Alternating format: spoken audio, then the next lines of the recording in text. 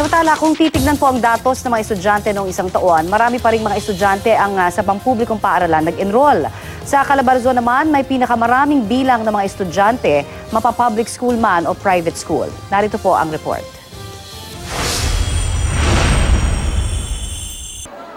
Mahigit 20 milyon at 600, yan ang bilang ng mga mag-aaral na pumasok sa mga pampublikong paaralan noong nakarang taon. Ayon yan sa datos na nakalat ng GMA Research mula sa Department of Education. Pinakamalaking bahagi niya ng mga nasa elementarya na halos 13 milyon ang bilang. Sunod naman ang mga high school students na mahigit 6 na milyon at kindergarten na nasa 1.5 milyon ang bilang. Region 4A o Calabarzon ang nagtala ng pinakamaraming enrollee sa public school na nasa 2.6 million o halos 13% ng kabuang dami ng public school students. 2.1 milyon naman ang mula sa Region 3, habang halos 2 milyon ang mula sa Metro Manila.